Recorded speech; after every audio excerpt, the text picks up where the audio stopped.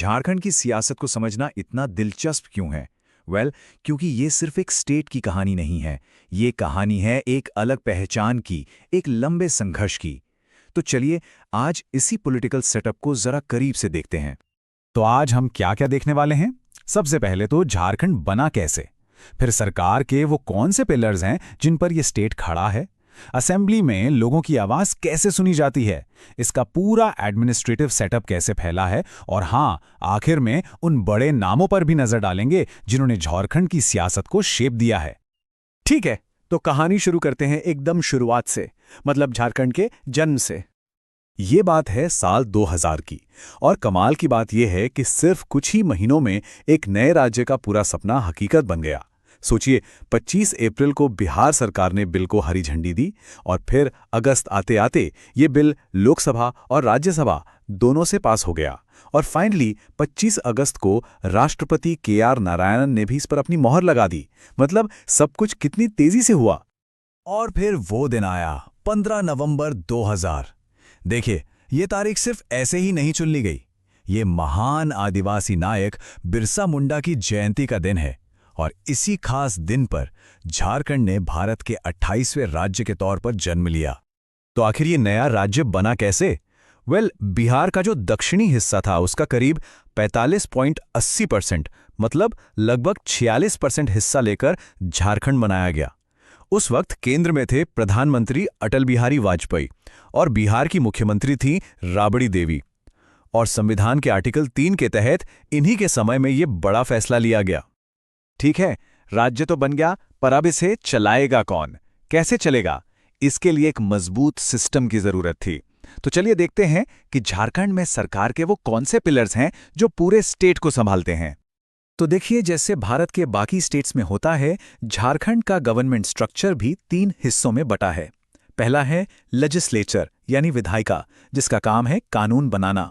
दूसरा है एग्जीक्यूटिव यानी कार्यपालिका, जो उन कानूनों को लागू करती है। और तीसरा है जुडिशरी यानी न्यायपालिका, जो ये देखती है कि सब कुछ कानून के हिसाब से हो रहा है या नहीं। अब झारखंड में एक चीज बड़ी इंटरेस्टिंग है। यहाँ की विधायिका यूनिकैमरल है। आसान भाषा में कहें तो यहाँ कानून बनाने के लिए सिर्फ एक ही हाउस है, लेजिस्लेटिव असेंबली, जिसे हम विधानसभा कहते हैं।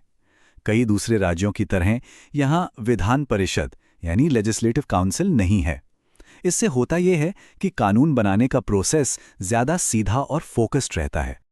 तो अब जरा इस विधानसभा को और करीब से जानते हैं। आखिर ये जनता की आवाज है, तो देखते हैं कि ये आवाज यहाँ कैसे रिप्रेजेंट होती है। 81, ये नंबर याद रखिए। ये सिर्फ एक आंकड़ा नहीं है, ये है झारखंड विधानसभा की 81 सीटें, मतलब 81 कॉन्स्टिट्यूएंसीज, जहां से लोग अपने MLA को चुनकर असेंबली में भेजते हैं। तो कह सकते हैं कि हर एक सीट लाखों लोगों की उम्मीदों को रिप्रेजेंट करती है।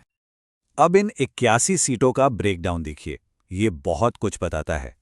44 सीटें जनरल हैं, 9 सीटें शेड्यूल्ड कास्ट यानी SC के लिए, और 28 सीटें शेड्यूल्ड ट्राइब यानी ST के लिए रिजर्व्ड हैं। ये 28 का आंकड़ा बहुत अहम है। ये दिखाता है कि स्टेट की पॉलिटिक्स में आदिवासी विरासत और उनकी नुमाइंदगी को कितनी ज्यादा इंपॉर्टेंस दी गई है। अब जरा इस कंपैरिजन पे गौर कीजिए। स्टेट असेंबली में जहां 81 सीटें हैं, वहां ST के लिए 28 सीटें रिजर्व्ड हैं। वहीं लोकसभा में झारखंड की 14 सीटों में से सिर्फ 5 ST के लिए हैं।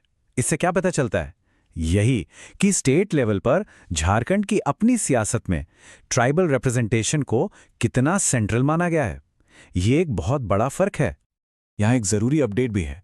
पहले असेंबली में एक और मेंबर हुआ करता था, जिसे एंग्लो इंडियन कम्युनिटी से नॉमिनेट किया जाता था, पर 2019 में 104th कॉन्स्टिट्यूशनल अमेंडमेंट एक्ट आया और उसने इस प्रोविजन को खत्म कर दिया।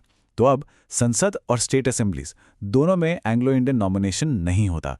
इसीलिए झारखंड विधानसभा की इफेक्टिव स्ट्रेंथ अब 81 ही है। तो हमने लेजिस्लेचर की बात कर ली। अब जरा स्टेट के एडमिनिस्ट्रेटिव मैप पर नजर डालते हैं।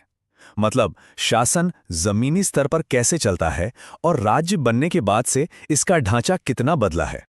ये साइड बाय साइड कंपैरिजन देखिए। कहानी एकदम साफ है।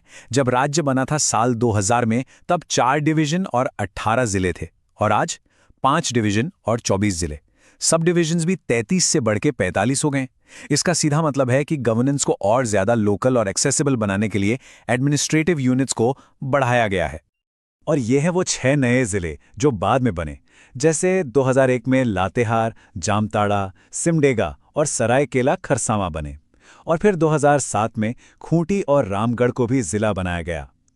हर नया जिला पुराने बड़े जिलों में से बनाया गया ताकि एडमिनिस्ट्रेशन और डेवलपमेंट को जमीनी स्तर तक पहुंचाया जा सके। अच्छा, कोई भी पॉलिटिकल सिस्टम उन चेहरों के बिना अधूरा है जो उसे चलाते हैं, है ना? तो चलिए अब आखिर में कुछ की पॉलिटिकल फिगर्स पर नजर डालते हैं, मतलब झारखंड के पहले और आज के नेता। ये टेबल अपने आप में एक कहानी है। देखिए, बाबूलाल मरांडी जो राज्य के सबसे पहले मुख्यमंत्री थे, आज विपक्ष के नेता हैं। वहीं हेमंत सोरेन आज मुख्यमंत्री हैं। इससे पता चलता है कि राज्य की सियासत में समय के साथ भूमिकाएं कैसे बदलती रहती हैं। इंद्र सिंह नामधारी पहले स्पीकर थे और आज रविंद्रनाथ महतो हैं। और ये है झारखंड का सबसे पहला कैबिनेट। मुख्यमंत्री तो बाबूलाल मरांडी थे ही, उनके साथ मृगेंद्र प्रताप सिंह को फाइनेंस मिला, अर्जुन मुंडा वेलफेयर मिनिस्टर बने और सुदेश महतो को रोड कंस्ट्रक्शन जैसा अहम विभाग मिला। कह सकते हैं कि इसी टीम ने नए राज्य के डेवलपमेंट का फाउंडेशन रखा था। तो क्विकली रिकैप करें तो हमने देखा कि झारखंड 15 नवंबर 2000 को भारत का 28वां राज्य बना। यहां एक यूनिक कैमरल लेजिस्लेचर है जिसमें 81 इलेक्टेड सीट्स हैं। सबसे खास बात, इन सीटों में एसटी और एससी के लिए एक बड़ा हिस्सा रिजर्व्ड है। और हमने ये भी देखा कि राज्य का एडमिनिस्ट्रेटिव स्ट्रक्चर 18 जिलों से बढ़कर अब 24 जिलों तक पहुंच गया है। तो आखिर में एक सवाल बचता है, झारखंड का ये जो यूनिक पॉलिटिकल स्ट्रक्चर है और यहाँ का जो डेमोग्राफिक रिप्रेजेंटेशन है, जहाँ ट्राइबल आइडेंटिटी इतनी मजबूत है, ये चीज़ें आने वाले दशकों में इसके फ्यूचर को कैसे शेप देंगी? ये एक ऐसा सवाल है जो इस यंग स्टेट के सफ़र को और भी ज़्यादा इंटरेस्टिंग बना देता है।